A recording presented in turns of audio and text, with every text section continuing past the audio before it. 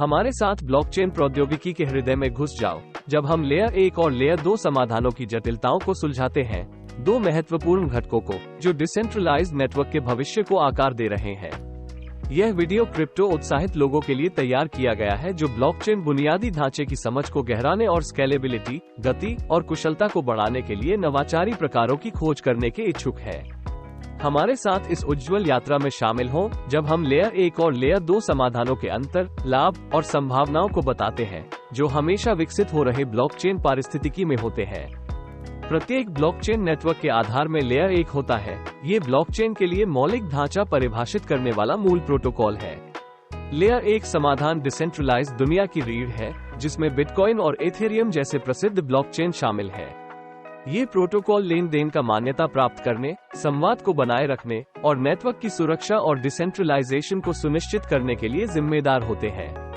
हालांकि जैसे ही ब्लॉकचेन प्रौद्योगिकी की लोकप्रियता और अपनान की दर बढ़ी है, स्केलेबिलिटी, लेन देन की गति और लागत संबंधित चुनौतियां भी बढ़ गई हैं। लेयर 1 समाधान इन समस्याओं का सामना करने में मुख्य रहे हैं, जैसे सहमति एल्गोरिदम की संशोधन, फ्रेगमेंटेशन और नेटवर्क अपग्रेड, जैसे कि एथेरियम का प्रूफ ऑफ स्टेक (POS) में परिवर्तन।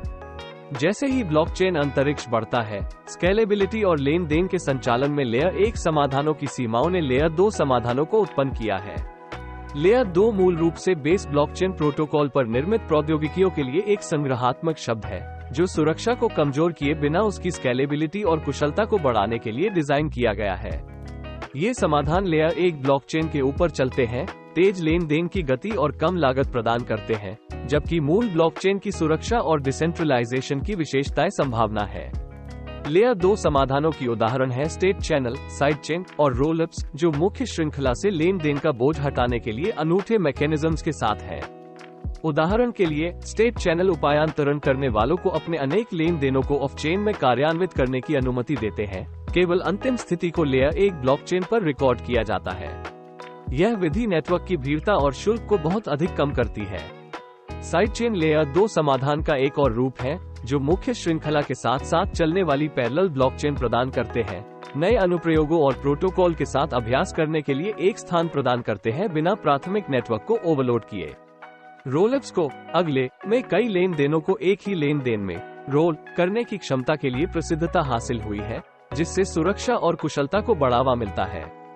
लेयर 1 और लेयर 2 समाधानों के बीच सिनर्जी ब्लॉकचेन की स्थायित्व, सुरक्षा और डिसेंट्रलाइजेशन को एक साथ हासिल करने के लिए एक आशापूर्ण पथ प्रस्तुत करती है। लेयर 2 समाधानों का उपयोग करके ब्लॉकचेन नेटवर्क स्केलिंग को अधिक प्रभावी बना सकते हैं, डिसेंट्रलाइज्ड अनुप्रयोगों (DApps) और सेवाओं की बढ़ती मांग को समर्थन कर सकते हैं बिना ब्लॉकचेन प्रौद्योगिकी के मौलिक सिद्धांतों को बलिदान किए।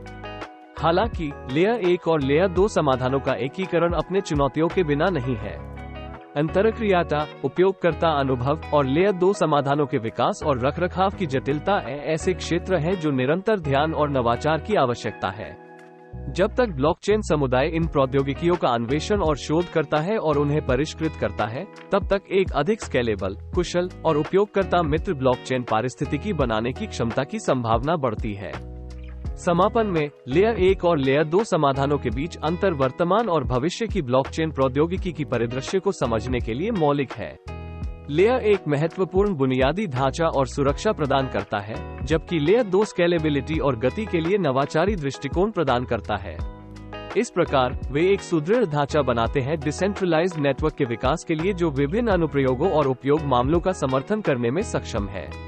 क्रिप्टो उत्साहित और निवेशकों के लिए लेयर 1 और लेयर 2 प्रौद्योगिकियों के विकास के लिए महत्वपूर्ण है डायनेमिक ब्लॉकचेन की दुनिया में नेविगेट करने और उसकी प्रस्तुत करने के अवसरों के लाभ उठाने के लिए। हम आगे बढ़ते हैं तो इन परतों का विकास निश्चित रूप से डिसेंट्रलाइज्ड फाइनेंस, DeFi, गैर प्रयोजनीय टोकन, NFT और इससे आगे की नई सोच के दौर को आकार देने में एक महत्वपूर्ण भूमिका निभाएंगे, जो डिजिटल युग में विकास और नवाचार का एक उत्साहजनक युग के रूप में चिन्हित करेगा।